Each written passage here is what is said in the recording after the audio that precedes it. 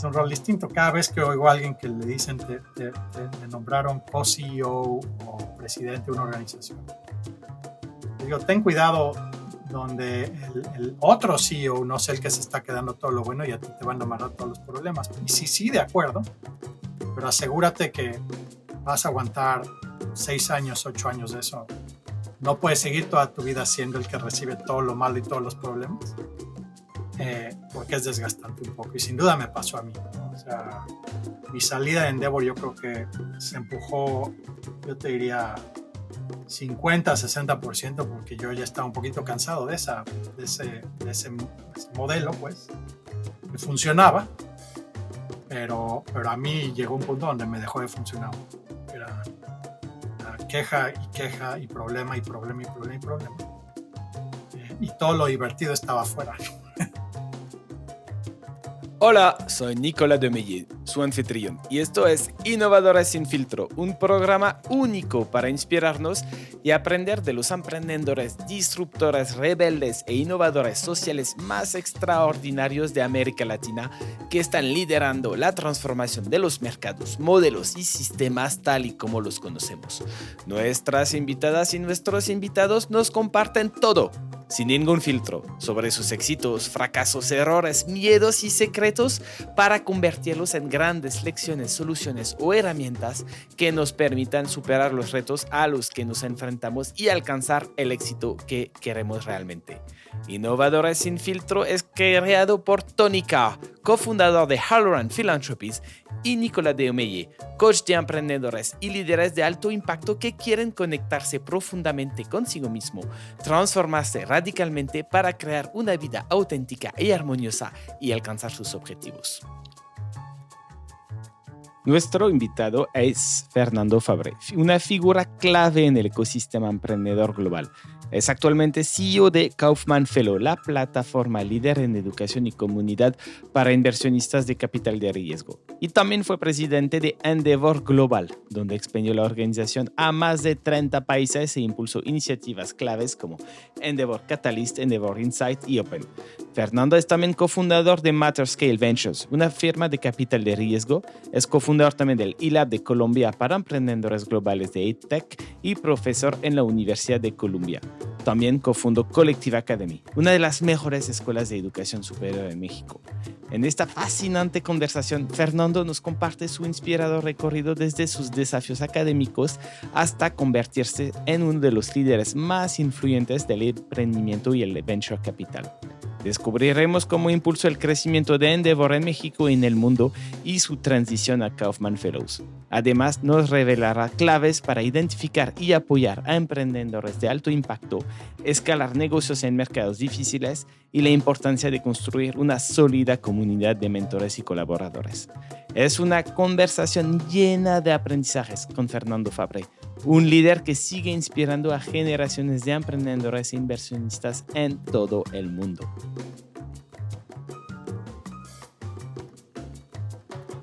Hola Fernando. ¿Cómo estás, Nicolás?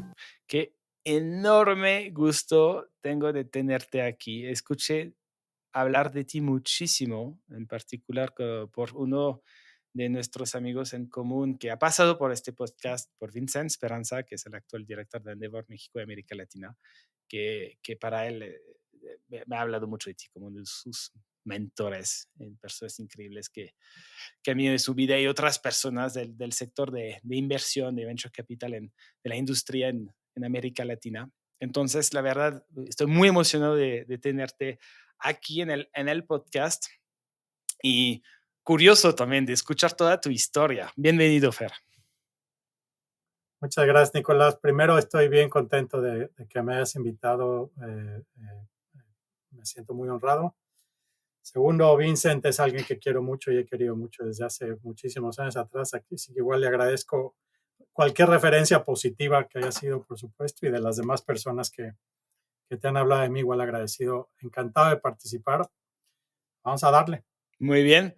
Pues mira, como sabes, se llama Innovador sin Filtro. Entonces, la idea de hoy es que realmente No nos escondes absolutamente nada. Entonces vamos a empezar, porque yo no tengo el honor de conocerte y de conocer tu vida. Entonces cuéntanos un poquito desde tu infancia, de dónde vienes, cuál fue tu contexto de infancia que te llegó para entender un poco cómo llegaste a hacer todo lo que estás haciendo ahora. Bueno, tengo una historia, espero hacerla suficientemente corta. Y es fácil cuando uno ve hacia atrás ir editando las cosas divertidas o no, pero te estoy contando en 5 minutos algo que tiene 50 años in the making, ¿no? Empiezo con que era yo uno de los peores estudiantes a nivel primaria de México. Era un dolor de cabeza para mis papás y era un dolor de cabeza para los maestros y para los directivos de las escuelas. Era yo muy flojo, cero motivado, no me gustaba nada la escuela. Me gustaba jugar fútbol o básquetbol con mis amigos y ya, ¿no? Y en México era una época en la que si reprobabas materias, había exámenes para todo el tiempo, nos ha cambiado un poco la educación, pero era una época en la que si reprobabas una o dos materias, te sacaban de la escuela. Adiós. Y mi mamá tuvo que ir en varios años a rogar que no me saquen de la escuela. Y aceptaban los directores, pero con la condición que tenía yo que repetir de año. Y eso pasó en cuarto de primaria y luego pasó en cuarto de preparatoria. De verdad era yo muy malo. Y cuando eso sucede, ahora que entiendo bastante más de sistemas educativos, porque me ha gustado mucho la educación, pero en cuarto de primaria, cuando eres un año más grande que el resto de tus compañeros, tienes una serie de ventajas. De que los maestros te miran distinto porque eres un poco más grande. Es decir, un año de diferencia de edad es muchísimo cuando eres un niño, ¿no? Y en cuarto de prepa ni se diga, porque era yo ahora 2 años más grande que mis compañeros. Y no tenía amigos porque mis amigos ya estaban en quinto de prepa, se habían cambiado y yo no pude cambiar. Entonces era conocer un grupo nuevo de personas que no saben nada de mí, pero yo soy 2 años más grande. En cuarto de prepa era yo el rey.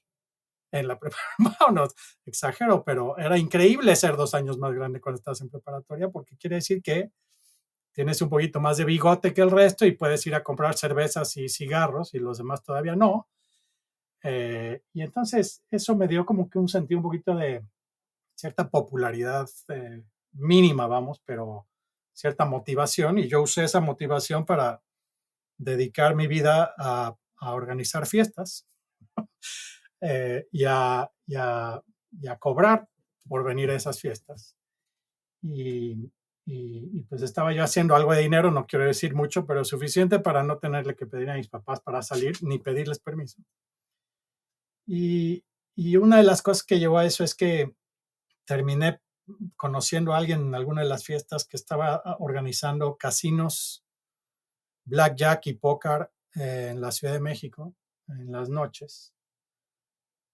No era ilegal, o sea, los casinos no eran permitidos, pero esto era algo donde no querían que la gente apueste dinero para no meterse en un problema legal. Y entonces pagabas dinero para entrar, te daban papelitos y con esos papelitos apostabas. Y al final, el que tenía más papelitos cambiaba papelitos por un microondas o por un viaje o por lo que sea. Entonces me pidieron, a mí me gustaba mucho jugar cartas y me gustaba además estar en fiestas, y entonces me convertí en dealer de blackjack para estos casinos. Y estaba yo muy divertido y también haciendo dinero porque me daban muy buenas propinas. Y entonces hago una pausa donde mi mamá abrieron la tienda de Sam's Club en México. Y como buenos mexicanos vamos a lo que abran, y entonces mi mamá orgullosamente era de las primeras en la fila de Sam's Club, llenó el carrito, paga y sale la salida del Sam's Club donde está el puestito de la tintorería, los hot dogs, el no sé qué, y hay una pared, y la pared tenía noticias para la comunidad y el empleado del mes y lo que sea. Y ve mi mamá una fotografía de uno de los empleados de Sam's Club que tiene un whisky en la mano izquierda, un puro en la mano derecha, me está abrazando a mí y yo estoy con una camisa blanca y moñito de corbata repartiendo cartas. Entonces, ahí fue un momento donde mi mamá dijo, esto claramente no puede seguir así. Tenía yo 17 años de edad, yo qué sé, no sé cuántos. No iba a ir a la universidad porque no me gustaba la escuela. Y fue que mi mamá dijo, hasta aquí llegaste. Entonces me obliga a ir a platicar con el especialista en orientación vocacional en una universidad en México. Y en media hora esa persona de orientación vocacional me cambió la vida porque me dice, Fernando, tú estás diseñado para... Nunca había visto esto, Fernando. Nunca había visto algo parecido a esto. En mis 15 años que llevo haciendo orientación vocacional, no había visto con tanta claridad que alguien nació para estudiar la carrera de economía empresarial. Y me dio sus razones de por qué y esto y lo otro. Total que yo salí de esa reunión con un orgullo del tamaño del mundo, con el pecho para arriba, diciéndole a la gente, ya ven que sí soy bueno para algo. Pues me inscribí a la universidad y con esa motivación de nací para esto, es obvio, ¿no? Obviamente nací para esto. Acabé siendo un muy buen estudiante en la universidad, de los mejores promedios, que me llevó a ganarme una beca, en la maestría, me fui a Estados Unidos, en economía, lo que sea. Conocí el tema de Venture Capital and Entrepreneurship, esto es en 98, 99, el dot-com boom, digamos, y me enamoré del concepto de entrepreneurship. Luego te cuento un poquito más qué fue lo que llevó a eso, digamos, pero... Y de ahí empecé pues esta carrera en el tema de emprendedores, cómo apoyar a más emprendedores, y a Endeavor, y de Endeavor a hacer un fondo, y de un fondo a tal. Pero 10 años después de este evento, digamos, de que regresé, de hecho, a Estados Unidos, de la maestría, estaba yo dando clases en esa universidad. Me sentía yo muy agradecido con la universidad porque realmente sentí que esa media hora cambió mi vida. Y daba yo clases.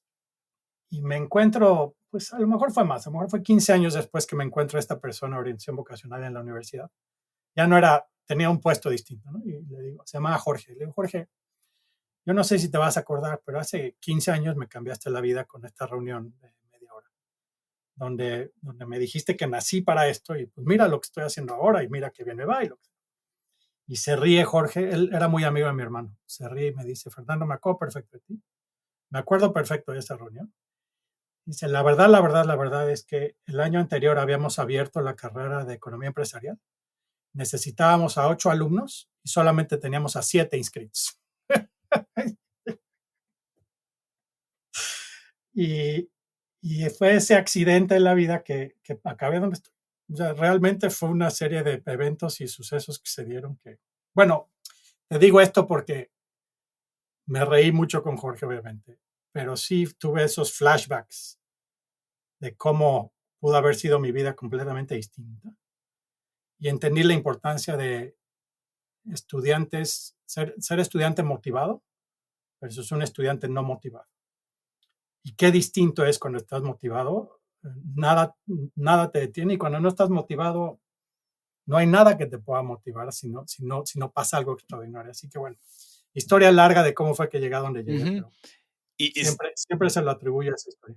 Y está increíble porque antes de que nos hablaras de la verdad de Jorge, ¿no? Que tenía que llenar la clase de economía empresarial, yo me estaba pensando, está genial, ¿no? De cuando alguien cree, ve tu potencial, lo que pasa, ¿no? Y al final, y luego No, reflexionando, no importa tanto, no importa tanto, aunque él no lo crea, no lo haya, no estaba creyendo de verdad en lo que te decía, tú lo creíste.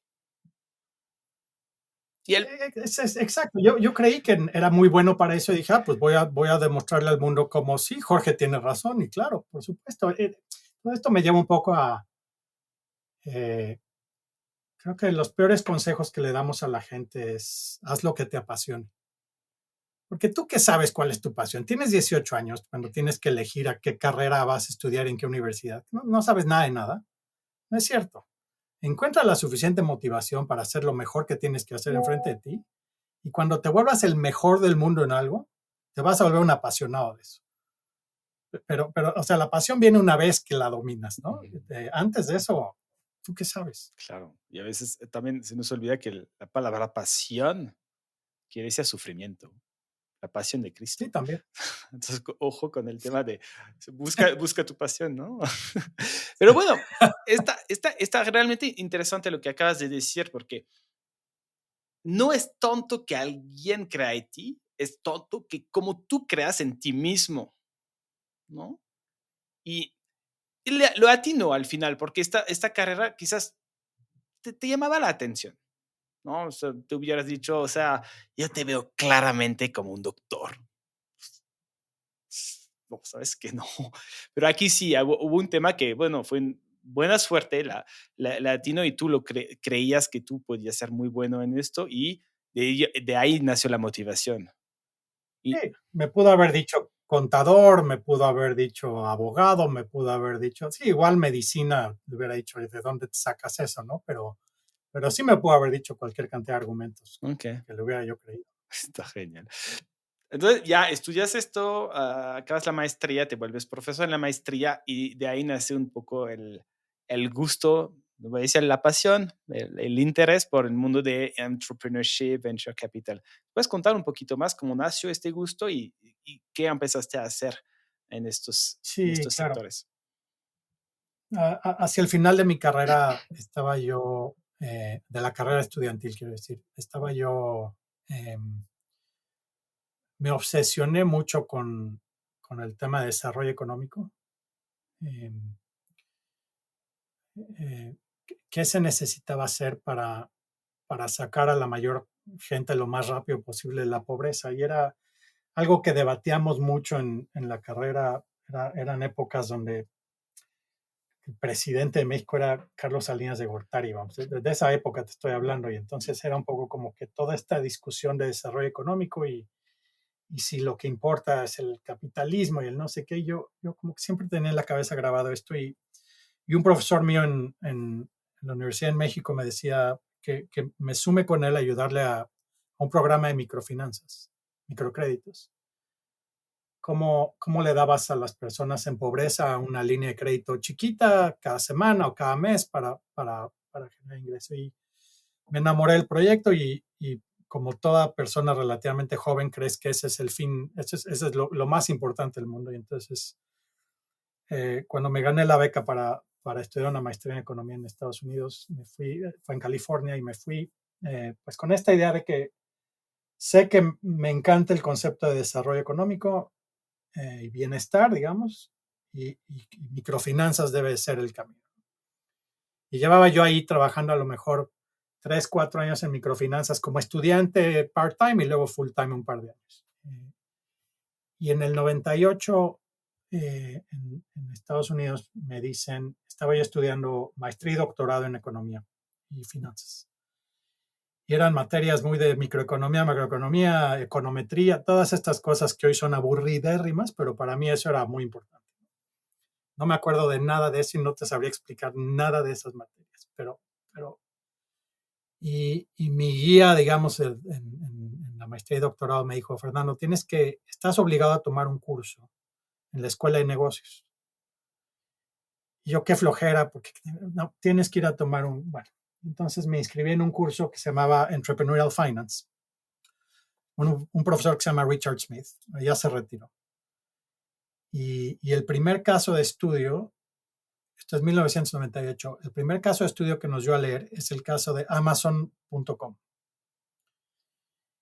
Y el caso de estudio empezaba con la historia de una empresa que tenía 3 años de haber sido creada y que el tercer año tenía ventas de $150 millones, vendiendo libros en línea. Y en ese instante dije, ¿qué pasó? O sea, una empresa en 3 años genera $150 millones, que son más ventas que toda la industria de microfinanzas en toda Latinoamérica en su conjunto en los últimos 10 años. Era imposible de entender para mí la magnitud de esto. Y fue como que un cambio de paradigma para mí, decir, no, no es por el lado de las microfinanzas, es por el lado de emprendedores, donde se genera y distribuye mucha mayor riqueza. Fue ese caso de estudio con Richard Smith y de ahí me enamoré del tema. Regresé a México, fundé un programa de aceleración para emprendedores que no funcionó, quebró por ahí de 2000, año fue 2004, al mismo tiempo que Endeavor en México estaba buscando un director general. y me nombraron director general en ese año. Y fue de ahí que todavía me volví un poco más apasionado de ese tema porque iba yo generando más conocimiento, más experiencia. Pero el origen fue una materia, un caso de estudio de Amazon.com que yo no podía creer la magnitud de lo que habían creado en tan poco tiempo, que dije, el mundo necesita más de esto. Ujú. Pero al mismo tiempo, lo que no entiendo es, y quizás es solo mi propio juicio, pero Amazon es un caso, o sea, es muy fuera de es un outlier, ¿no? Las microfinanzas, quizás se podría haber hecho algo diferente para llegar a esta magnitud. Y microfinanzas no quiere decir solo, porque como lo escucho como algo fuera del emprendimiento, ¿no? O sea, hay gente que emprendió en microfinanzas y que les ha ido bien. Quizás no a la velocidad y a la magnitud de Amazon, seguramente que no, pero que les ha ido bien. Entonces, para ti, ¿cuál fue un poco el cambio de paradigma que pasó en tu voluntad de atacar el problema de la pobreza y había esta idea de hacerlo a través de microfinanzas y de repente, pues no, voy a hacer algo más hacia el emprendimiento y quizás también hablarnos si también esta idea de tener un impacto a través del emprendimiento es algo que siguió con este cambio de paradigma que tú tuviste. Sí, era un tema de matemáticas simples, ¿no? Para mí era, a ver, podemos darle a 1 millón de personas un crédito de $150. Eh, eh, 1 millón de personas son muchísimas, ¿no? Y a cada uno $100 para que generen $200, $300 de ingreso con esos $100, si logran apalancarlo bien. O un Amazon que genera $150 millones, ¿no? O dos Amazons o tres Amazons. Y entonces en mi cabeza era ¿qué va a generar? Si riqueza es algo que acaba distribuyéndose porque tienes miles de empleados. Y ojo que Amazon en ese entonces era apenas una empresa que vendía libros en línea. No era la gran empresa, era una empresa que vendía libros en línea, era todo lo que hacían. Eh, entonces fue para mí eso de, podemos seguir con microfinanzas toda la vida y nos vamos a tardar 200 años en sacar a la gente de pobreza. Si tenemos suerte además, o podemos enfocarnos en qué necesita un México o cualquier país para tener 2, 10, 15, 20, 30, 100 Amazons Mm. a lo largo de un periodo de tiempo. Y ese fue para mí ese gran cambio de paradigma que dije, esto no es un tema de volumen, no es cantidad, es calidad. Y vamos a enfocarnos en calidad de emprendedores. Y calidad no quiere decir que unos sean buenos o malos, calidad me refiero a este high impact, ¿no? El emprendedor que quiere cambiar al mundo, no que quiere sobrevivir para pagar leche y huevos, quiere cambiar al mundo. Y eso es ahí fue donde cambió mi perspectiva. Ok. Entonces, llegas a México, creas tu propio programa de aceleración y no funcionó. ¿Por qué? Pues es que llegué a México en el febrero del 2000, que no era la mejor época para estar haciendo un programa de emprendedores porque quebró la burbuja, nadie quería saber de emprendedores. La mayoría, había muy pocos programas de emprendimiento en México, una que otra universidad tenía alguno por ahí, pero casi todos cerraron sus puertas, se acabó el dinero. Pero yo acababa de abrir un mes antes, tenía algo de fondeo y la misma universidad donde había estudiado antes estaba fondeando esto. Entonces tuve la suerte que tuve 2, 3 años como casi monopolio de un programa de emprendedores en México donde había uno o dos más, no había nadie, ¿no? Y entonces cada vez que alguien quería hablar con un experto de emprendimiento, y estoy haciendo comillas para la gente que nos está escuchando, ¿no? Pero ¿no? En un experto, porque tenía yo 2 años de experto, por así decirlo, pues me hablaban a mí.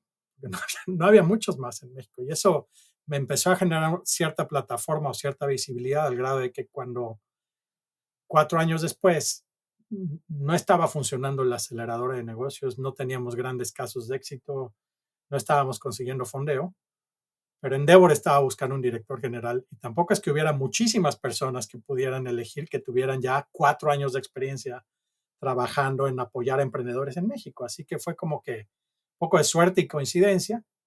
Hubo algunas otras cosas, como por ejemplo, en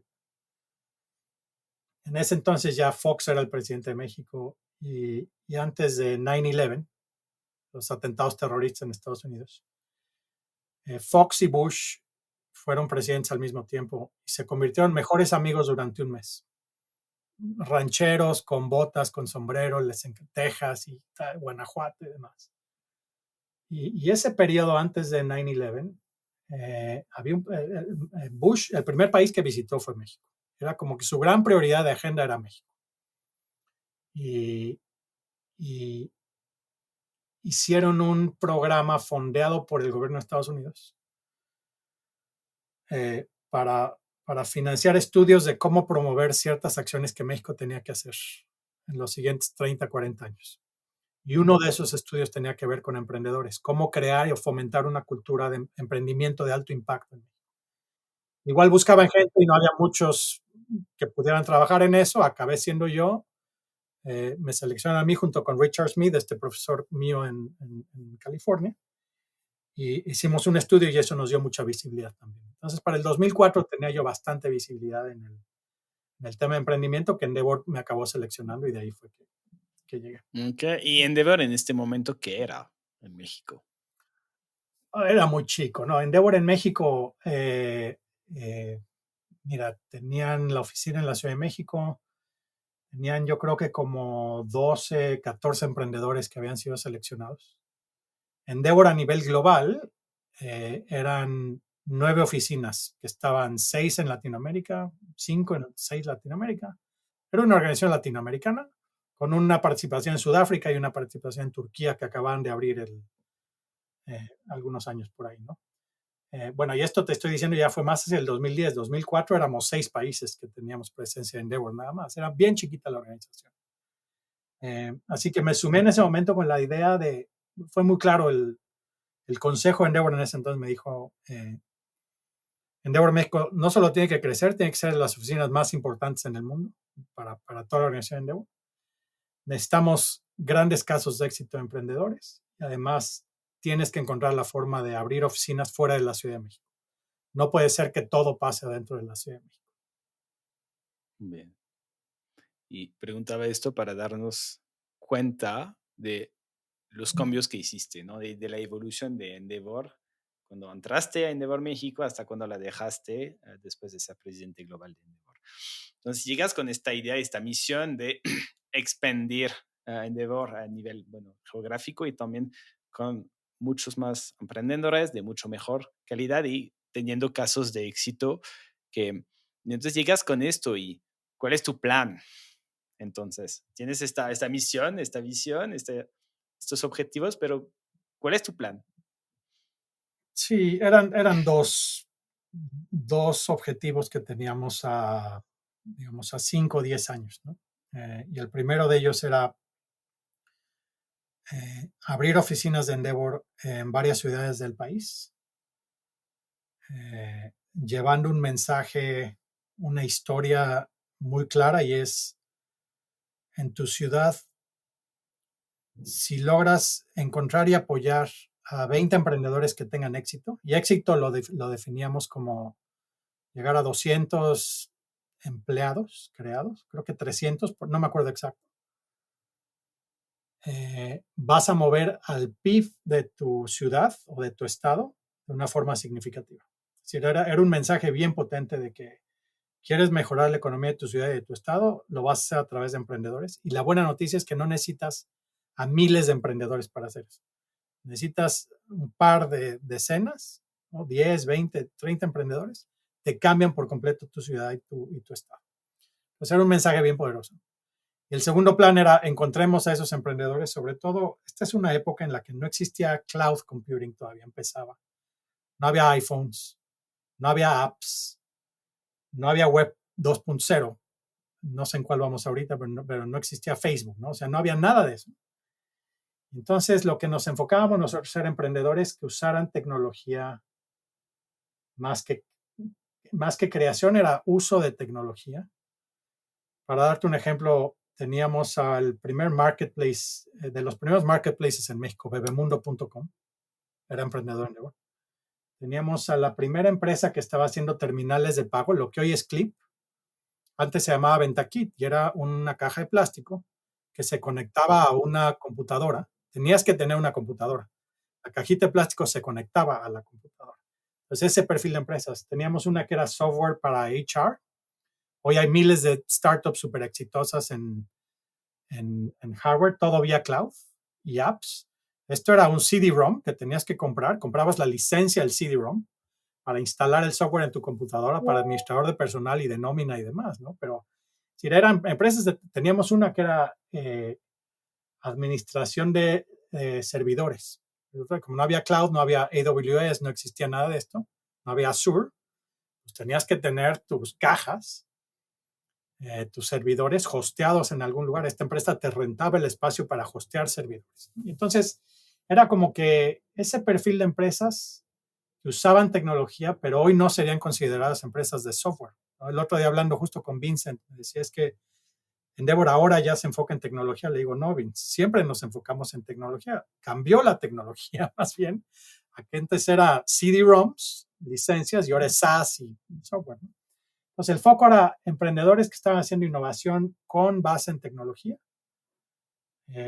o que estuvieran teniendo un impacto desmedido en productos de consumo o productos empresariales. Y así lo hicimos y empezamos a crecer y la oficina de México llegó a un punto donde era de las oficinas más importantes de todo Endeavor, las de más crecimiento, con los mejores emprendedores. Por ahí Brasil siempre estuvo también un poco arriba. Brasil siempre creo que ha llevado la delantera, igual Argentina. Pero hasta el 2010, antes de que me fuera yo a Endeavor como presidente en Nueva York, para el 2010 la oficina de Endeavor México yo creo que era, sí, de las más relevantes, si no la segunda más relevante en el mundo. Uh-huh. ¿Cómo hiciste para crear emprendedores? Insisto en la palabra crear, porque Endeavor vive gracias a los emprendedores que vienen, que aplican a tu programa casi, ¿no? O sea, los puedes detectar. Pero ¿cómo fomentas esta cultura de emprendimiento que hace que los emprendedores nacen? Sí, probamos de todo y tratamos de todo y fue cambiando mucho mi perspectiva de esa creación de ecosistema, por decirlo de alguna forma, ¿no? Y de hecho, cuando yo empecé en esto, pensaba que era un ecosistema que se tenía que crear top-down, quiere decir, que es que necesitas que todos los actores jueguen en conjunto. Y esta idea de que necesitas a los gobiernos y a las universidades y a los inversores y a los empresarios y todos juntos creando un ecosistema para que florezcan emprendedores. Y con el tiempo me di cuenta que eso es una tontería, que eso no funciona.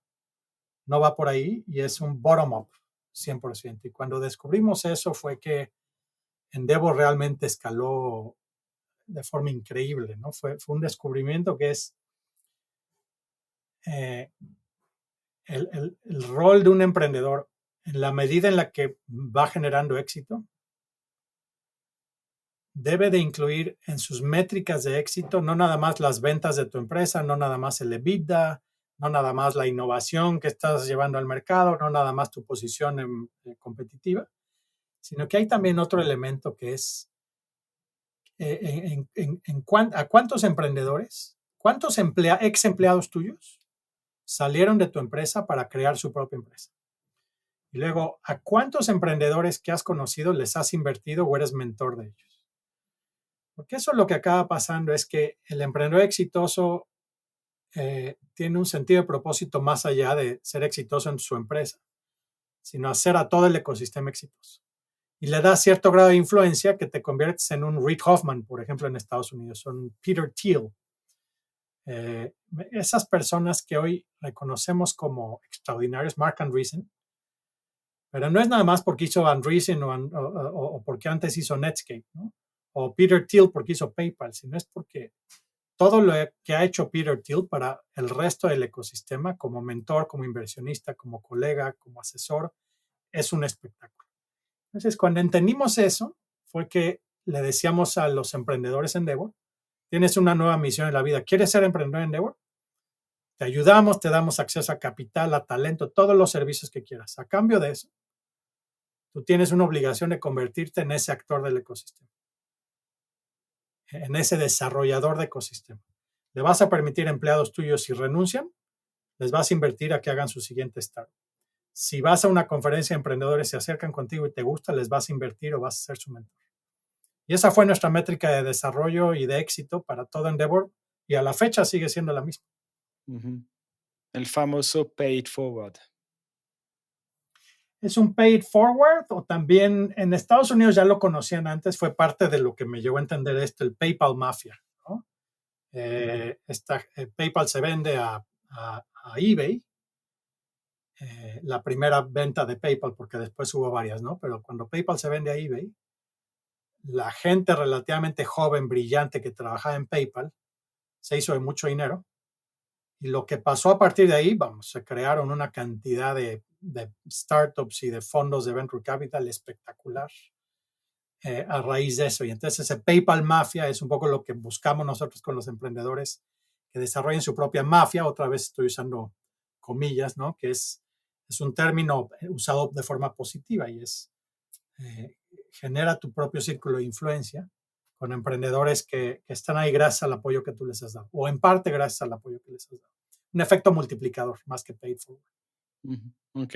Y en México creo que Endeavor lo ha identificado en Linio, ¿no? Que hay una Linio Mafia, si no me equivoco. Sin duda hay un Linio Mafia. Yo creo que debe haber algunas otras, pero sin duda Linio Mafia es bien poderosa. Y creo que irá habiendo cada vez más, ¿no? Eventualmente veremos un Kavak Mafia o veremos un Bicho Mafia, en fin. Creo que Bicho Mafia debe ser ahorita relevante.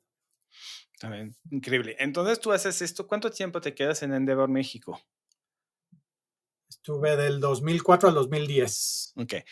6 años. Y tu mayor, pues, lo que entiendo, innovación es cambiar este top-down a este bottom-up y fomentar este espíritu de tú como emprendedor, tu misión es crear más emprendedores. Tal cual. Tal cual, ok. Después te nombran entonces presidente global de Endeavor. ¿Cómo te fue? ¿Cómo llegas a ser? O sea, te enfocas en un territorio grande, es México, pero de repente ya tienes el mundo entero a tu cargo. Entonces, me imagino que nuevas responsabilidades, nuevos tipos de liderazgo. ¿Cómo transicionas a este nuevo rol? Un rol complejo, lo disfruté muchísimo. Estuve 8 años como presidente de Endeavor Global, con una misión de llevar el modelo de Endeavor en su momento era de 9 a 25 países. Terminamos como en 35 países cuando salí de Endeavor en esos 8 años. Vivía yo en un avión. Cada vez que íbamos a abrir una oficina era esta idea de cómo transformar a tu ciudad, a tu estado, a tu país, a partir de encontrar y apoyar a un número limitado de emprendedores, lo cual se vuelve bien atractivo, se ve alcanzable, ¿no? Y además no necesitamos a gobiernos y demás, necesitamos bottom-up approach. Encuentra a un emprendedor, a dos emprendedores y ellos empiezan a tener este efecto multiplicador, o sea que se ve alcanzable. Y eso funcionó muy bien. Otra de los retos que teníamos grandes era, en ese entonces Endeavor tenía como 150, 2010, yo creo que 150 a 200 emprendedores Endeavor en todo el mundo, en 9 países. Y en 8 años crecimos a 2,000 emprendedores. Y entonces, ¿cómo creas una experiencia única, significativa, relevante para 2,000 emprendedores? Y no importa si estás en Endeavor Tokio, en Endeavor Atenas, en Endeavor Johannesburgo o en Endeavor Ciudad de México, la experiencia tendría que ser la misma y excelente para todos. Entonces, ese fue el segundo reto grande, digamos. Y un tercer reto era, teníamos en el 2010 a 40, 50 empleados en todo el mundo y crecimos a 500 empleados en 8 años. Entonces era cómo vamos a crear una cultura alineada a una misión con absoluta claridad, transparente, donde todos saben lo que tienen que hacer y hacia dónde vamos. Y además una cultura de corresponsabilidad entre múltiples oficinas, sobre todo cuando eres Endeavor Brasil contra Endeavor en Japón, no tienes demasiado contacto y no te puede importar mucho lo que está haciendo Tokio, pero cómo te obligábamos a que sí te importe lo que estaba pasando, ya que seas corresponsable del éxito en todas las oficinas. Entonces, era este tema de expansión, era un tema de unificar la experiencia para los emprendedores y unificar un equipo en una etapa de muy alto y muy rápido crecimiento que vivimos en Endeavor. Así que Esos fueron los 3 primeros objetivos. Trabajé durante los primeros 4 de los 8 años que estuve ahí en hacer estos procesos y demás. Y muy rápido nos dimos cuenta que el siguiente gran problema era la sustentabilidad. Crecemos tan rápido. ¿Quién va a pagar todo esto? y, en ese entonces, tanto el consejo de Endeavor como Linda, Linda Rottenberg, que es la CEO, como muchos de nosotros, pensábamos en cualquier cantidad de ideas. Y hubo una persona en el equipo de Endeavor, ya no está ahí, pero que presentó un proyecto para crear un fondo de venture capital adentro de Endeavor. Y al principio todos medio lo descartamos un poco, pero fue como un año después que empezamos a pensar un poquito más en esta idea. Bueno, ¿y si sí logramos crear un fondo, qué pasa? Y Linda y yo nos dimos a la tarea de crear ese primer fondo Catalyst 0, le llamamos ahora, ¿no? Creo que le llaman ahora. Era pedirle a 10 empresarios grandes, cada uno que donara $1 millón. Juntamos $10 millones para hacer inversiones desde Endeavor y el 100% de los retornos se los iba a quedar Endeavor. Entonces ese fue el primer fondo. Muy rápido logramos levantar, creo que fueron 7 millones en lugar de 10, pero bueno, empezamos a invertir. Se hizo la inversión en Globant, se hizo en Executive. Acabó siendo muy buen retorno para ese primer fondo cero, sobre todo porque nos quedamos al 100% de retorno. Y de ahí queríamos crear un segundo fondo, donde decíamos, bueno, en lugar de que nos regalen el dinero a los inversionistas, ¿qué pasa si les regresamos el dinero, más aparte la mitad de los retornos? Y esa idea de que no nos donen el dinero, sino que les damos una parte, o sea, les regresamos su dinero y la mitad del retorno para ellos, la otra mitad para nosotros. Creo que fue una de las grandes innovaciones que se hicieron en Endeavor en ese momento. Me siento bastante orgulloso de haber diseñado ese es el 50-50. Habíamos jugado con todos los números antes y con la persona que estaba encargada de ese fondo, se llama Joanna Rees. Un día desesperada me dices que los inversionistas no quieren ni regalar su dinero ni regalar los retornos. Y fue que encontramos esta fórmula de decirles, vamos a ir con 50-50 a ver qué nos dicen. Y funcionó y levantamos el fondo 2 en $30 millones, de ahí el fondo 3 y demás. Así que esas fueron las 4 cosas, esa expansión, la unificación de la experiencia, el equipo y financiamiento. Cada etapa nos hablaste de un descubrimiento, una innovación clave para ti. Entonces, del top-down al bottom-up. Y ahora te digas presidente global, la palabra que escuché mucho es la palabra unificar, ¿no? Unificar la experiencia, unificar la cultura, también para la sostenibilidad. Además de innovar con esta estructura de repartición de la rentabilidad del fondo, ¿qué más? ¿Qué más hiciste que fue bastante innovador para superar estos retos que nos mencionaste antes?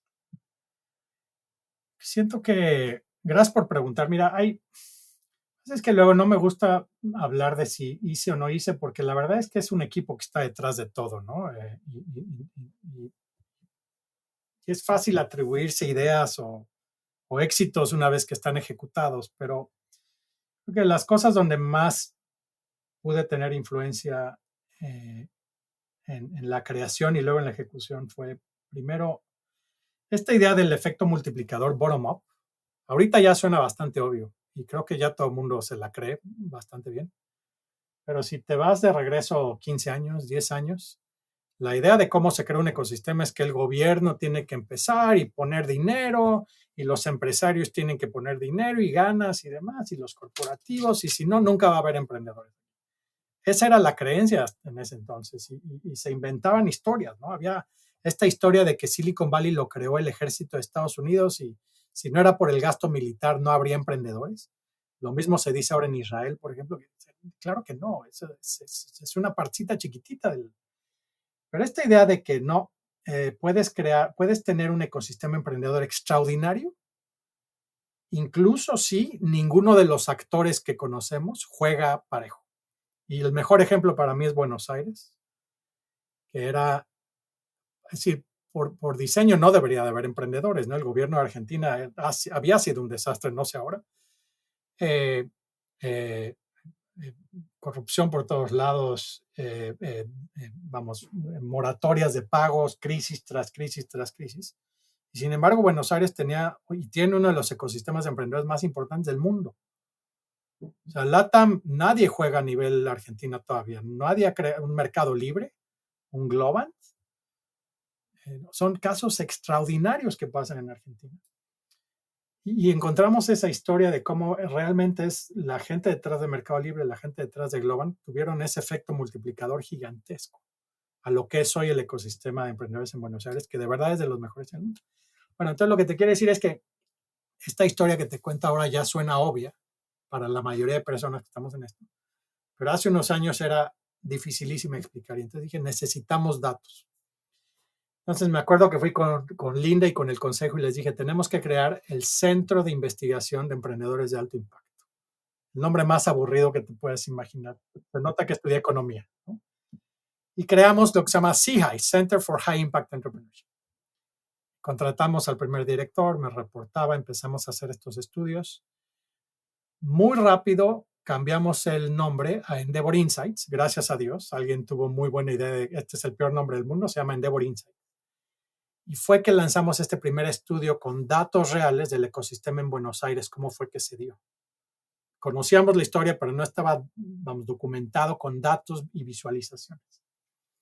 Y fue una visualización tan perfecta y tan clara con ese estudio, que en un instante todo el mundo quería más estudios de esos. Y hoy Endeavor Insight, yo creo que es uno de los centros más reconocidos de hacer estudios en temas de emprendedores. Entonces, siempre me gustó el tema de investigación a partir de datos y visualizaciones y eso creo que cambió la historia de Endeavor bastante, poder enseñarte un gráfico con, mira, no te lo digo yo, aquí están los datos, ¿no?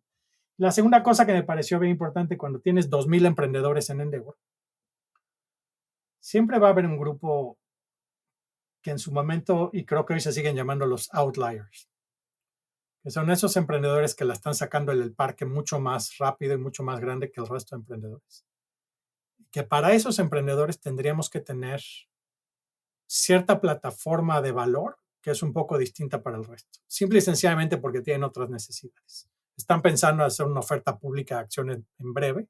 Tenemos que poderlos sentar con personas que acaban de hacer esto de forma reciente. Así que creo que esas dos, tanto Endeavor Insight como Endeavor Outlier, fueron cosas que fueron creadas por el equipo, fueron creadas por el consejo. Me siento orgulloso de haber sido parte del desarrollo de ambas y que hoy veo que funcionan y funcionan muy bien. Uh-huh. Tú como líder, cuando pasas de un equipo, no sé, 50, ¿no? A aquí, más de 500 en estos años, ¿cómo evolucionas tú como líder? Yo creo que ha sido de los procesos más retadores en mi vida y también accidentados, ¿no? El primer año que estuve en Nueva York liderando Endeavor Global, 50 empleados, hicimos una encuesta del Net Promoter Score de empleados. Y era una encuesta que le mandábamos a la gente a fin de año, antes de hablar de compensación y bonos. Y les preguntábamos, hola, ¿cómo te llamas? Pues soy Nicolás. Oye, Nicolás. Y 10 de todo el mundo. Éramos lo mejor. Yo era increíble, ¿no? El mejor jefe del mundo. Porque mira qué bien me califican todos. Y por ahí de 2 años, 3 años después, se acercó alguien para decirme a mi oficina, me dice, Fernando, ¿te puedo decir algo? Y yo, sí, claro. Esa encuesta que mandas es bullshit. Es la peor encuesta del mundo. Porque la mandas no anónima y la mandas antes de decidir el bono y todo. Cámbialo. Hazlo anónimo. Y yo, claro, sin problema. Le hice anónimo y el NPS fue negativo. O sea, estaba yo calificado. Endeavor en general estaba calificado peor que una compañía de seguros. Y fue tan revelador eso que la gente no está contenta. Parece que sí, pero no. No porque no le guste el trabajo o estar cerca de emprendedores, pero hay un vacío de liderazgo en la forma en la que estamos dando objetivos y resultados, en la forma en la que estamos delegando el éxito. Y fue un cambio radical en mi forma de pensar. Invertimos mucho dinero y contratamos a todo un equipo para Organizational Development. Siempre tuve una persona full time encargada separamos, digamos, el tema viejo de recursos humanos, que era nómina y contratos, se lo mandamos a administración y creamos el people de People and People Development. Y desde entonces fue que hubo un cambio bien importante, que es, primero, OKRs, adoptamos la metodología, y después de eso fue no solo la transparencia en los objetivos y en resultados, sino que además darle a la gente propiedad del resultado. Si pasa algo bueno, es por ti. Y por otro lado fue un rol mío que entendí, también me llevó tiempo, pero es, a partir de ahora tengo que delegar todo lo bueno. Estamos muy acostumbrados a delegar lo que no nos gusta, lo feo, y quedarnos nosotros lo padre y lo divertido. Y yo digo que debería ser al revés, porque lo que no te gusta a ti, lo más seguro es que no le guste a nadie. Es muy fácil delegar los problemas a alguien más y quedarte tú con todo lo bueno. Y cambió mi forma de pensar, tiene que ser al revés. Voy a delegar lo bueno y me voy a quedar con lo malo. Entonces mi rol como presidente de Endeavor acabó siendo algo donde todo lo bueno que pasaba en Endeavor era por el managing director, era por el equipo, era por el staff. Y todo lo malo que pasaba me lo traía yo de decir, sí, aquí la regué, me equivoqué en esto, vamos a cambiar esto y demás. Entonces acabé siendo a lo mejor una oficina de quejas, ¿no? Si tú quieres, donde me llegaban todas las quejas de por tu culpa, por la culpa de ustedes, por esta oficina, por lo que sea, y yo estaba en el malo. Y en lo bueno me hice un lazo. Y eso siento que ha cambiado mucho la moral y en general se lo recomiendo a todos los emprendedores que hagan algo bien parecido. Y estamos en una industria en la que el emprendedor se lleva todas las palmas y el equipo luego no tanto. Y qué bueno, tiene que ser un poco así. Pero tener cuidado con eso, en que el éxito de un emprendedor, sea quien sea, mucho tiene que ver por el éxito que tienen personas o equipos individuales dentro de su empresa. Tienen que ser capaces de delegar ese éxito a esas personas dentro del equipo y el emprendedor ser más el frente de todo lo que no está funcionando, asúmelo como responsabilidad tuya. Y eso ha cambiado, creo que por lo menos a mí me cambió mucho la forma de pensar y de trabajar hacia adelante y he seguido con esa disciplina 10 años. Entonces, tres lecciones, ¿no? De cambio organizacional que me llevo yo, ¿no? De poner objetivos claros usando OKRs a ti, desarrollar sentido de propiedad de los resultados, o sea, este famoso ownership que se escucha bastante. Y el tema es delegar lo bueno y quedarte con lo malo, que me hizo pensar en lo que nos dijo Manuel Vichers aquí en este podcast, ¿no? Para mí ser emprendedor es hacer que los demás hagan lo que a ti te gusta hacer, ¿no? Exacto. Es un poco lo mismo, pero ¿cómo aguantas? ¿Cómo aguantas esto? La realidad es que no aguantas, ese es el tema, ¿no? O sea, creo que lo que acabó pasando es que al principio te llevas todos los días esa satisfacción del equipo que los ves ganar y ves que se les da el reconocimiento. Y tú a las 10 de la noche estás recibiendo mails de quejas, ¿no? Y entonces al principio como que es bien poderoso la idea de ver a tu equipo triunfar. Después de varios años, sí se acaba volviendo algo bien cansado, ¿no? Como que es algo que es un rol distinto. Cada vez que oigo a alguien que le dicen, me nombraron co-CEO o presidente de una organización, les digo, ten cuidado donde el otro CEO no es el que se está quedando todo lo bueno y a ti te van a amarrar todos los problemas. Y sí, de acuerdo, pero asegúrate que vas a aguantar 6 años, 8 años de eso. No puedes seguir toda tu vida siendo el que recibe todo lo malo y todos los problemas, porque es desgastante un poco. Y sin duda me pasó a mí, ¿no? O sea, mi salida de Endeavor yo creo que se empujó, yo te diría 50-60%, porque yo ya estaba un poquito cansado de ese modelo, pues, que funcionaba, pero a mí llegó un punto donde me dejó de funcionar un poco, que era queja y problema y problema y problema y problema. Y todo lo divertido estaba afuera, Ujú. afuera de mi oficina, quiero decir. ¿Y qué harías diferente? No, si te soy sincero, nada.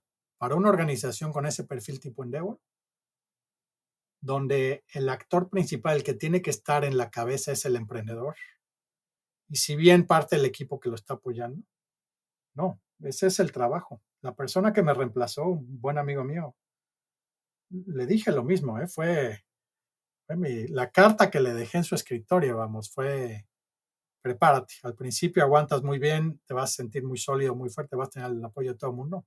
Después de varios años vas a empezar a sentir el impacto de todo lo malo pasa por tu escritorio. Mm. Y acabas siendo el responsable último, te vas a cansar. Ok. Y hablo con él cada 6 meses, cada una vez al año, y mi primera pregunta es: ¿cómo te sientes? Ajá. ¿Cómo estás? ¿Cuál es tu recomendación para aguantar? Porque, a ver, es un mensaje de, está increíble, ¿no? Pero de mucho sacrificio. Para que yo me imagino si escuchara esto, si quiero ser emprendedor, digo, a ver, quiero realmente esto, ¿no? Este sacrificio, porque entras en el emprendimiento con, voy a hacer, porque te gusta lo que haces, ¿no? No es solo la misión y la visión que tienes, que te debe de gustar. Pero si el mensaje es, Sí, ojo, en unos años ya no te va a gustar, porque la mejor manera de lograrlo es hacer que tú te comas todo lo malo y dejas a los demás hacer todo lo sí, bueno. sí, creo que, a ver, déjame, luego nos metemos en una discusión donde parece que estoy mandando un mensaje a lo mejor un poco distinto, y es: sigue habiendo cosas buenas. Te mencioné, por ejemplo, el lanzamiento de Endeavor Catalyst, el lanzamiento de Endeavor Insights, de Endeavor Outliers, la apertura de oficinas bueno, fue un triunfo. De verdad que ese también me lo quedo como guardado, que fue la primera oficina de Estados Unidos. Estados Unidos, el Endeavor opera con un headquarter en Nueva York, y, pero no tenía operaciones en Estados Unidos, porque Estados Unidos el ecosistema funciona. Y regresé con el consejo después de tener 25 o 28 países abiertos. Les decía: oigan, tenemos que abrir adentro de Estados Unidos, porque fuera de Silicon Valley, fuera de Nueva York, a lo mejor un poquito en Austin, en Boston, no hay nada. Miami no había emprendedores, no había nada. Detroit no había nada. Y al principio me dijeron que para nada. Uno de los consejeros estaba muy entusiasmado, y de hecho él me había empujado primero a preguntarme si hacíamos algo en Miami, o sea, Peter Kellner. Y agarramos el liderazgo de ese proyecto y logramos abrir Endeavor en Miami, y después Detroit, y después Atlanta, y después en Colorado, y en fin, ¿no? Endeavor ha crecido bastante en Estados Unidos. Entonces, siempre hay triunfos, pero el triunfo era de la persona que abrió la oficina de Endeavor Miami, del equipo de Miami. El triunfo era del equipo Atlanta. El triunfo era, me explico, o el equipo de Endeavor Insights, o el equipo de Endeavor Catalyst. No era mi triunfo, no era mi mérito, era el mérito de alguien más. Entonces, yo me sentía bien contento, me encantaba ver eso. Con el único problema que llega un punto donde sí, ya no estás innovando todos los años. Tampoco es que cada año puedes inventar algo nuevo, ¿no? Hay veces que la organización ¿no? se establece, se consolida, y entonces se acumulan todavía más los problemas y los retos, y eso se vuelve un poquito repetitivo, un poquito cansado. Si hubiera seguido yo a lo mejor innovando cada año, pues deja tú, puedes seguir muy contento. Pero para mí el rol del emprendedor es ese: tienes que seguir liderando el cambio transformacional de la empresa, pero el mérito no te lo debes de llevar tú, se lo debe llevar tú. Ok, me encanta esta frase que creo que la voy a poner como así en título lo que acabas de, lo que acabas de decir. Y quizás también es, cada uno tiene su rol en el sentido de, quizás tu rol es ser innovador, hacer estas transformaciones y hay otros que tienen un rol más de, yo soy el que consolida las cosas, Sí, sí, que arregla los problemas, así es mi rol. O sea, y hay unos emprendedores que se quedan toda la vida en su empresa desde cero hasta que sea muy, muy, muy grande y otros que, ¿sabes qué? Mi pasión es hacer la innovación, es el de famoso zero to one. Lo demás los dejo a alguien más que sea mejor que yo, ¿no? ¿Tú cómo lo ves de esto? acuerdo. Yo siempre me he visto más como el operador después que el zero to one, ¿no? Zero to one. De otra forma sería yo emprendedor con cualquier cantidad de empresas atrás, ¿no? Pero sí, he creado algunas cosas, pero la mayor parte de mi carrera profesional he sido operador. Entré en Endeavor cuando Endeavor ya estaba abierto. Me volví presidente de Endeavor Global cuando ya había 9 oficinas. Ahora estoy CEO en Kaufman Fellows, después de algunas cosas que hice en el Inter, y Kaufman Fellows tiene 29, 30 años de existir. O sea, yo soy operador, me gusta crecer, me gusta escalar las cosas, me gusta innovar cosas nuevas para crecer, pero no soy el zero to one. En muy pocas cosas he sido el zero to one. Ujú. Es un poco este intraemprendedor también, al final. todo lo que hiciste es intraemprender. Sí, sí, no sé si ese término, no sé si me guste mucho el término, pero sí es como saber tener una visión clara de dónde quieres llevar esto, entender bien al equipo y a las personas que les vas a dar la responsabilidad de realizar cambios, guiarlos en ese cambio, darles todo el apoyo y la confianza para que lo hagan, sobre todo ese ownership of the result y asegurarte que lleguen ahí, ¿no? Y cuando hay problemas, los tomas tú. Uh-huh. Eh, y eso creo que es algo que se me da y he tenido la suerte de, de poderlo ver. Uh-huh. Entonces te sales de Endeavor y no sé si directamente te vuelves CEO de Kaufman Fellowship. O... No, no. Un par de cosas antes de mi salida en Endeavor. Este tema que conté al principio de mi educación y este jefe de orientación vocacional y demás me hizo entender tiempo atrás lo importante que es para el desarrollo de una persona tener acceso a una educación, primero, porque yo pude no haberme educado, mi mamá pudo haber renunciado a mí en cuarto de primaria y sacarme de la escuela, ¿no? Fue su necedad y su terquedad de dejarme ahí. Y la otra, lo importante, bueno, de estar motivado. Y la motivación tiene que venir de la escuela, no de nosotros. No es obligación tuya motivarte, es que la escuela no está haciendo bien su trabajo si no tiene alumnos motivados. Entonces, me llevó a pensar mucho en México y en el mundo se requiere un cambio educativo o una institución educativa cuya finalidad sea mantener a los alumnos motivados. Si ganas el tema de motivación, el aprendizaje se va a dar sí o sí, ¿no? Y empecé a rebotar estas ideas hablé con más de 200 personas para crear una escuela Collective Academy. Le había puesto el nombre Collective Academy. Quería hacer un programa de undergrads, licenciaturas, para gente de 18 años como yo que estaba perdido en el mundo, para encontrar un programa de 2, 3 años y hacer una licenciatura totalmente motivado, ¿no? Y empecé a diseñar este modelo y cómo funcionaría. Empecé a levantar un poquito de dinero o por lo menos a alinear inversores. Dije, no me voy a salir de Endeavor, estaba yo muy contento en Endeavor. Necesito un CEO que quiera hacer esto, un socio. Estaba entrevistando a varias personas y un amigo mío, Roberto Charbel, estaba dando clases en Harvard y conoció a Pato Bichara. Me lo presentó, entrevisté a Pato y cuando digo entrevisté, me entrevistó él a mí, que Pato es una bala.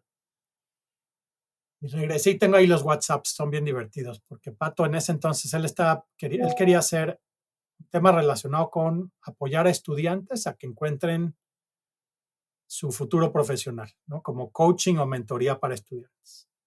Y yo le decía, no, es que un pasito antes, tenemos que meterlos a una escuela distinta primero. Si en la escuela hacemos el trabajo bien, no te tienes que preocupar por darles mentoría después, ¿no? Entonces tuvimos esa plática muy buena. Tengo los WhatsApps con Roberto que me pregunta, ¿cómo te fue con Pato? Le digo, muy bien, pues ahora ya nada más tengo que ver a quién. Y al día siguiente me escribió Pato. Dice, ya conseguí quién me va a pagar el sueldo los primeros no sé cuántos meses, me va a pagar Harvard un tanto, aquí está la lista de inversionistas que quiero ir a ver. Se autocontrató. Pato se autocontrató, tomó el rol, se volvió socio inmediato con el 50% de la empresa y el otro 50%.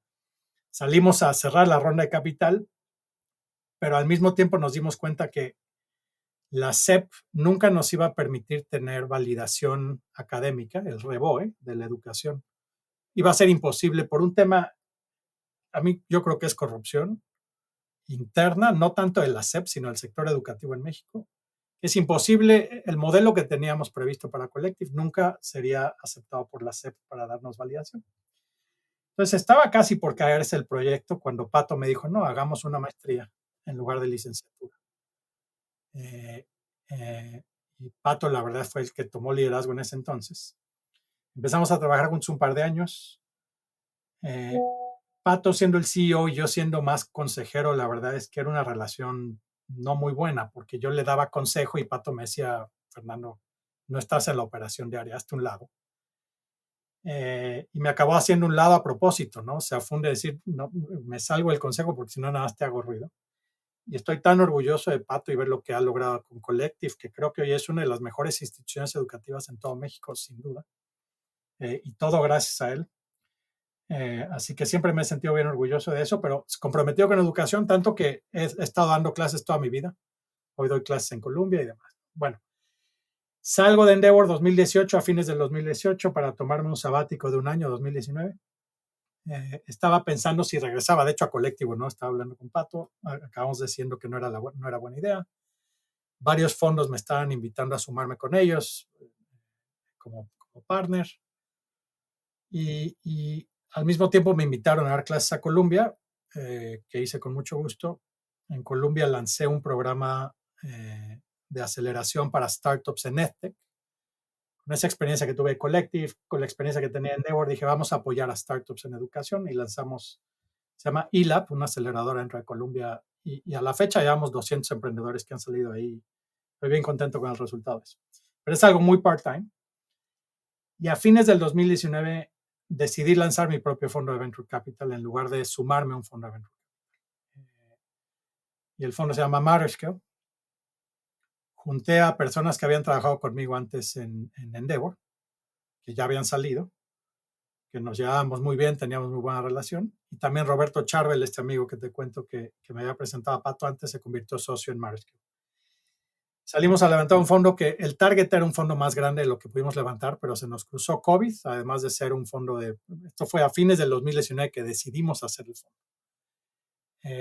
Entonces fue un proceso bien complicado, pero logramos levantar un fondo, $25 millones. Hoy tiene 37, 38 inversiones, con un foco en pre-seed, Latin Founders en las Américas. Nos ha ido muy bien, estoy bien contento. 4 años de operar el fondo, casi 4 años de operar el fondo, y buenos resultados, pero me di cuenta un poco que el siguiente fondo, igual empieza a ladrar mi perro ahora, vamos a ver el ruido, perdón, pero entonces lo que me di cuenta es que me encanta hacer Venture Capital, me encanta ver el resultado de lo que está pasando en Matterscale. Lo que no estaba yo convencido es si era el momento para mí de seguir haciendo un fondo 2 o un fondo 3, o tomarle una oportunidad que me había caído de ser el CEO de Kaufman Fellows. Kaufman Fellows, yo fui un fellow en el 2009, tomé el programa educativo de ellos, me encantó, hice muchos amigos. Y es una red que tiene 900 fondos de Venture Capital afiliados a Kaufman. Tiene 30 años de estar operando. Digamos que es el Endeavor de Venture Capital. Pues así como Endeavor es lo que es hoy para emprendedores, Kaufman es para fondos de Venture Capital.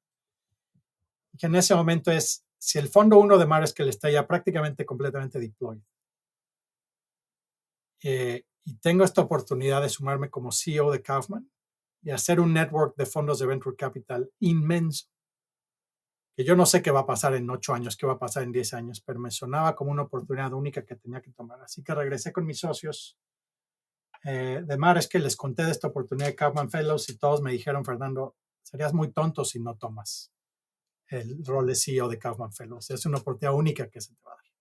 Es un programa educativo, te encanta educación, educar a Venture Capital Managers que están temprano en su carrera, enfocado en excelencia y la disciplina de la profesión de Venture Capital. 58 países. Me dijeron, lo tienes que hacer sí o sí, no tienes opción. Así que ahí estoy.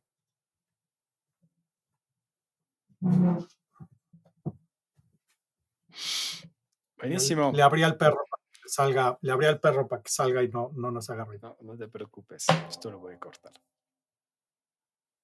Entonces ahora eres el CEO de Kaufman Fellow. Llegas en una organización que ya tiene 30 años de existencia, mucha experiencia, una gran comunidad. ¿Cuáles son tus objetivos?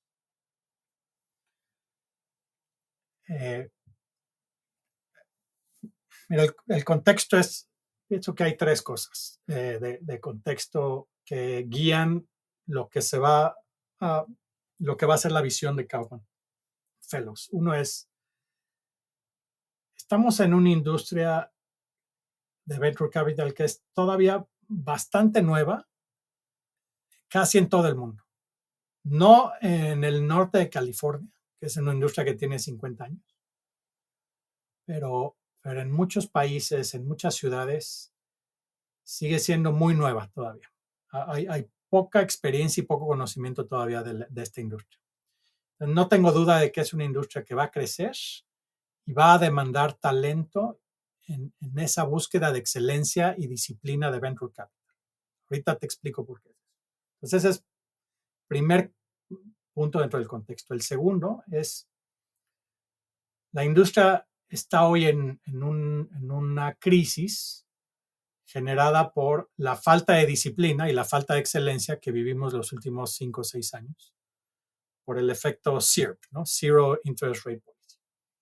El dinero era gratis, todo el mundo y sus abuelos levantaron un fondo de venture capital. Todo el mundo fue venture capitalist, ¿no? O creían ser venture capitalist.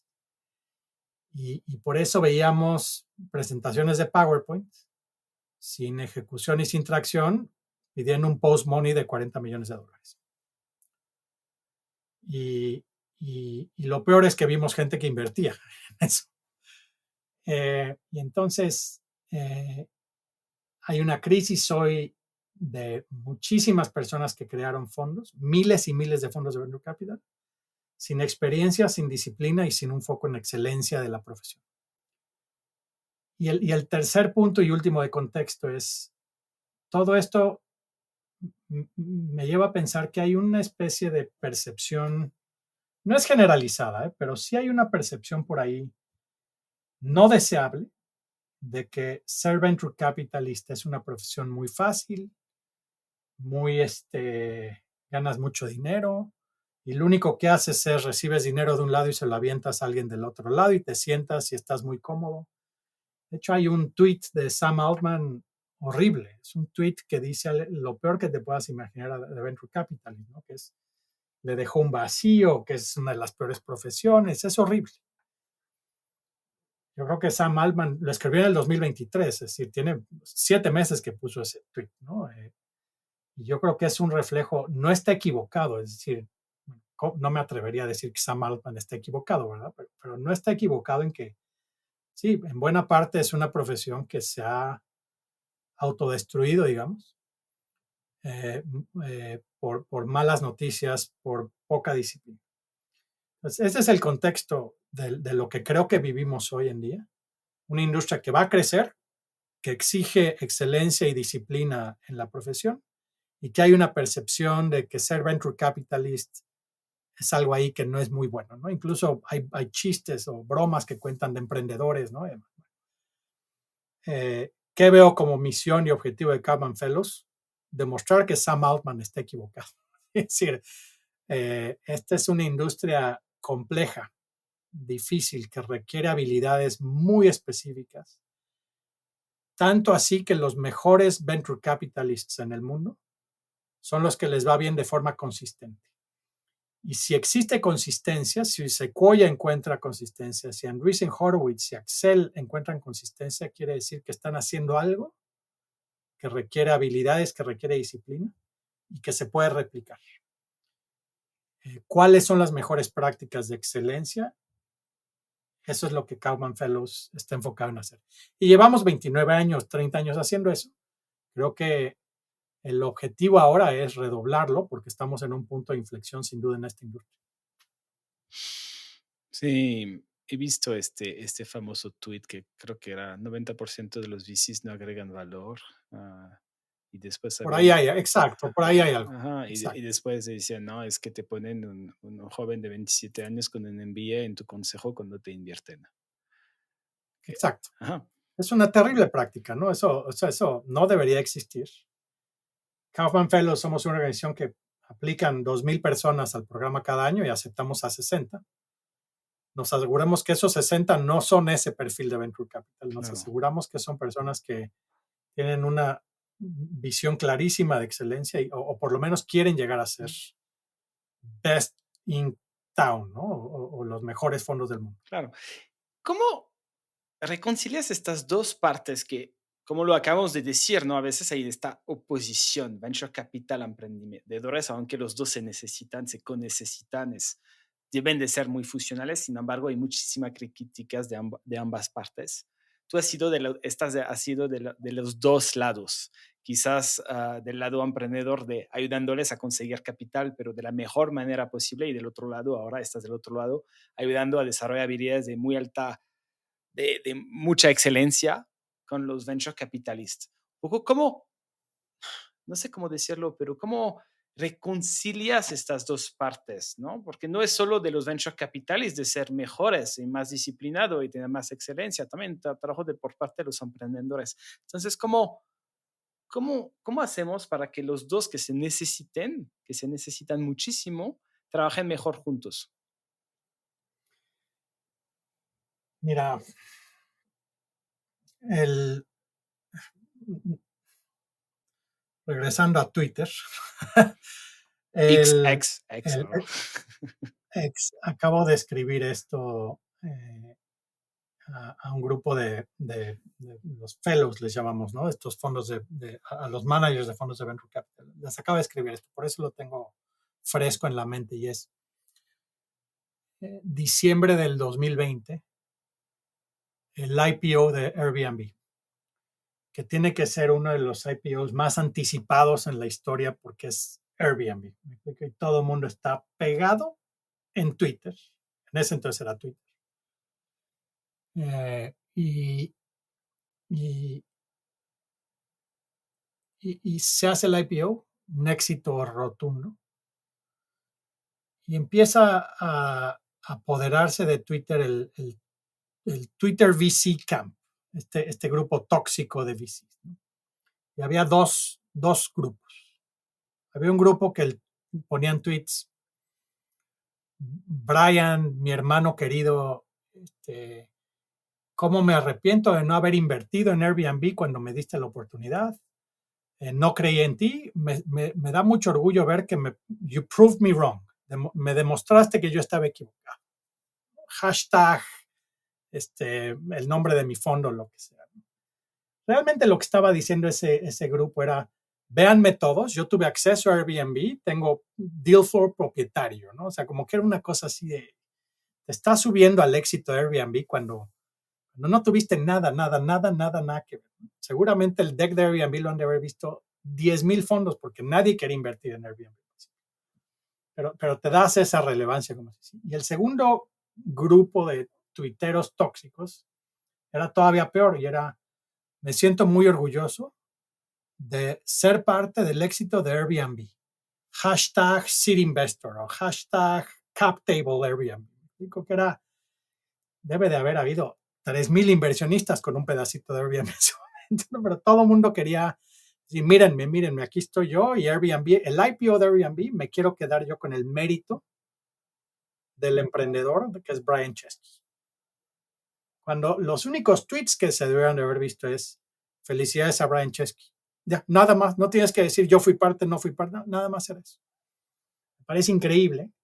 8 días después del IPO, Brian Chesky pone un tweet que me encantó, que dice: llevo 8 días hablando con muchas de las personas que tuvieron algo que ver con el éxito de Airbnb para darles las gracias. Pero he de decir que la persona que más impacto tuvo en Airbnb de todos se llama Ron Conway. Sin él no existiría Airbnb.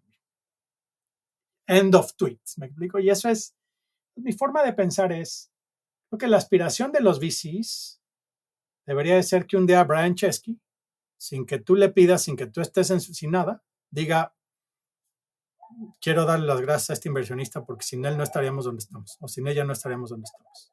Esa debe de ser tu misión nada más. ¿Me explico? Creo que otra de las cosas que me parecen increíbles es que le hago muchas veces la pregunta de ¿cómo se llama el inversionista, el fondo que invirtió en Zoom? Y la mayor parte del ecosistema de emprendedores y de fondos, todos me dicen: pues fue la gente de Emergence Capital Partners, hicieron la serie A, sin ellos Zoom no estaría donde está. Y luego les pregunto: ¿cómo se llama el emprendedor de Zoom? Y no te saben decir. Entonces, hay un desbalance y cuando te sabes el nombre del fondo, o de la persona del fondo, Mark Andreessen, o yo qué sé, pero no te sabes el nombre del emprendedor, ¿no? Tienes el mundo al revés. El emprendedor en la cabeza. El emprendedor es el cliente. El fondo de Venture Capital está para servir al emprendedor. Somos proveedores de servicios en Venture Capital. ¿Qué servicios? Damos capital, podemos dar apoyo, asesoría, consultoría, consejería, lo que quieras. Pero estamos en la industria de servicios. Y el mérito es del emprendedor, no es nuestro. Y eso es algo que yo, y Kaufman Fellows representa, por eso estoy ahí. Desde el día 1, hace 30 años, se creó con esa misión. Venture Capital is a Service Industry. Y creo que venir de la escuela de Endeavor, que somos una organización con cero marketing. Endeavor nunca ha dicho, gracias a Endeavor, este emprendedor hizo esto. Jamás en la historia. De hecho, yo era bien cuidadoso. Le decía a la gente de Endeavor, a los 500 empleados, si me entero un día que dices, gracias a mí, este emprendedor hizo esto, estás despedido, ¿eh? Prohibido. El mérito siempre es del emprendedor. Si un emprendedor escribe un día y dice, gracias a Endeavor o gracias a Kaufman o gracias al fondo, esto fue posible, lo imprimimos, lo colgamos y lo pegamos en todas las paredes de todo nuestro social media. De acuerdo. Pero tiene que venir el emprendedor, no de nosotros.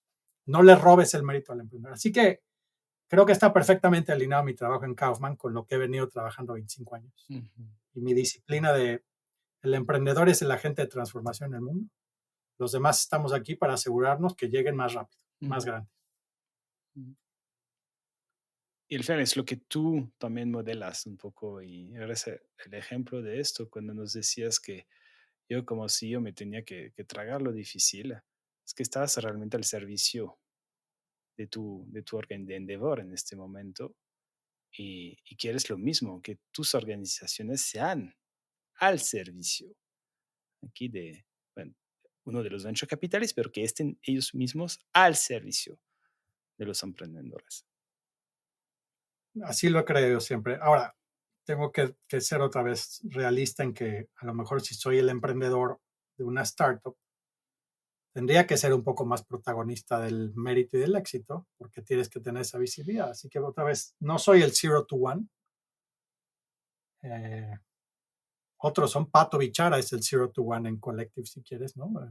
O los dos 0 to 1, pero él se quedó del 1 to 100, ¿no? Haciéndola después, pero sí, o sea, te lo digo desde una perspectiva de operador y además un operador al servicio de emprendedores, sin ser yo el emprendedor. Bueno, me encanta, estamos ya llegando al final de esta entrevista, acabar sobre un poco este tema de leadership as a service, o nos lo llaman serviazgo en español. Me encanta acabar con esto.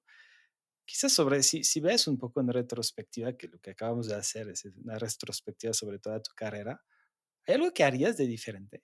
Y sí, ¿qué sería?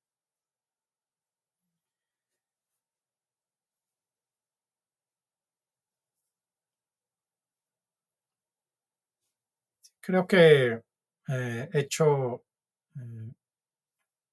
creo que muchas de las cosas buenas que me han pasado, me pasaron por accidente.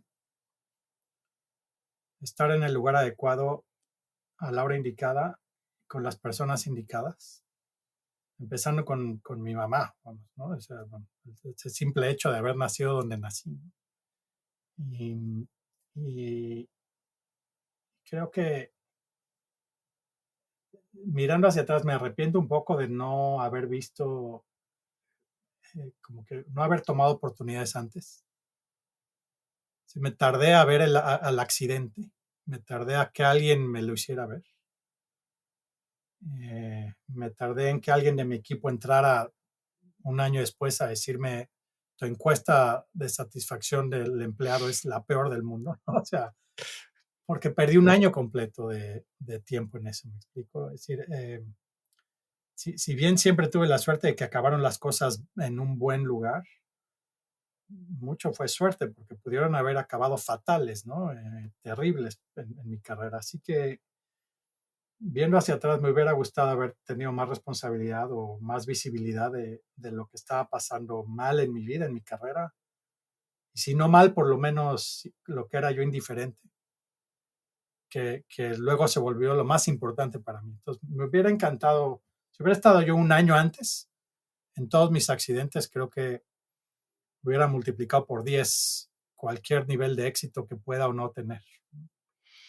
Nada más porque esto es un tema de tiempos, ¿no? Sí creo que mirando hacia atrás, eso es un poco algo que me pasa y que luego no me deja dormir tranquilo y he sido bien suertudo.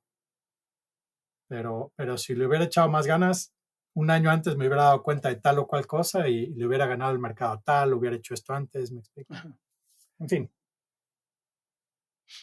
Es un mensaje de mucha humildad también, lo que nos acabas de decir, Fer, y yo no creo en la suerte ni nada, no, creo que tienes que estar listo y preparado para que te lleguen estas oportunidades. Punto. Hay la Pero suerte. eso es suerte. Eso es suerte. No te quiero interrumpir, pero como lo pienso, hay una palabra que creo que me inventé, a lo mejor no, pero mother locker. Bueno, son dos palabras. How to become a mother locker. Y es esta idea de que te puedes volver suertudo. Porque la suerte pienso que es esta idea de oportunidades. Y las oportunidades existen. Hay lugares donde hay más oportunidades. O hay cosas que haces que te llegan más oportunidades. Pienso, si la oportunidad existe en el éter, son como ondas de radio. Entonces tienes ondas FM, que hacen picos rápidos, y ondas de AM, que son largas, ¿no? Entonces, si vives en Nigeria y no estudias, pues sí, estás en AM, donde la onda de buena suerte va a bajar, quién sabe cuándo, a lo mejor cada 10 años, pero va a llegar. Y si vives en Silicon Valley y estudiaste ingeniería computacional y además te especializaste en AI, hoy estás en una onda FM que te llegan los picos todos los días, ¿no? Bueno, pues tú eres responsable de cómo te preparas para cuando caiga la onda, pero la onda va a caer tarde o temprano. Y esa onda es suerte. Pero cómo te preparas tú es lo que hace toda la diferencia. Exacto. Yeah, me encanta. Y al final es lo que estás fomentando, tanto con emprendedores como con venture capitalists, ¿no? Que estén preparados o los ayudas, ¿no? Porque ya están preparados, tienen el mindset para esto. Ah, cuando se cae la onda, pues a poder subirse a la otra onda lo más rápido posible. De acuerdo. Y en Venture Capital es igual, estamos en un downturn, pero la industria va a seguir y va a prosperar. ¿Qué tan preparado estás para lo que sigue ahora, que vienen los mejores años? Estamos en un downturn, aquí no hay más que para arriba. Bueno, se puede ir más abajo todavía, pero los ciclos, ¿no? Una vez que estás abajo, de ahí no hay más que para arriba. Wow. Bueno. ¿Qué pregunta no te hice que te hubiera gustado que te hiciera?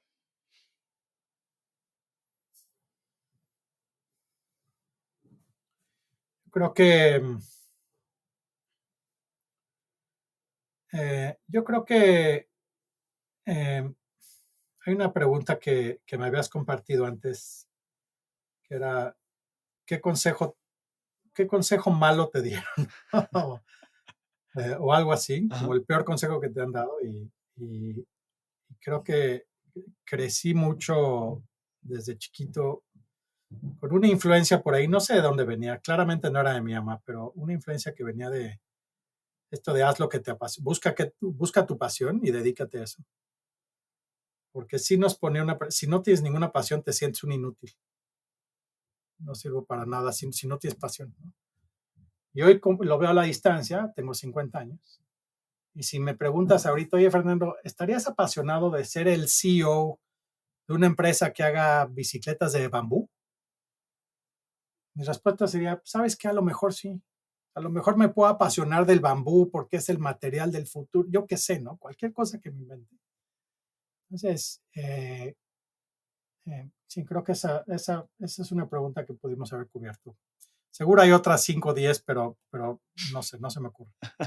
Buenísimo, pues será para la segunda parte de esta entrevista que espero que tengamos en un futuro próximo, porque siento que tenemos muchísimo que aprender de ti. Hemos aprendido mucho. Estás apasionado por la educación y creo que ahí no. Y la educación lo veo como mucho. Es un lugar donde te inspiras, te motivas y sin duda alguna los que te hemos escuchado, que te estamos escuchando ahora, salimos motivados y muy, muy, muy inspirados. Entonces te lo agradezco un montón, Fer. Y pues sí, te deseo muchísimo éxito en lo que te estás proponiendo ahora a través de Kaufman Fellowship. Muchísimas gracias. Muchas gracias. Gracias, Nicolás. Gracias a todos. Muchísimas gracias por escucharnos. Si te gusta este podcast, por favor, recomiéndalo a tus amigos, a tus colegas, a tu familia. Siempre queremos mejorarnos y queremos escucharte. No dudes en enviarnos tus comentarios, retroalimentación o consejos sin ningún filtro en innovadoresinfiltro.com. Gracias y hasta luego.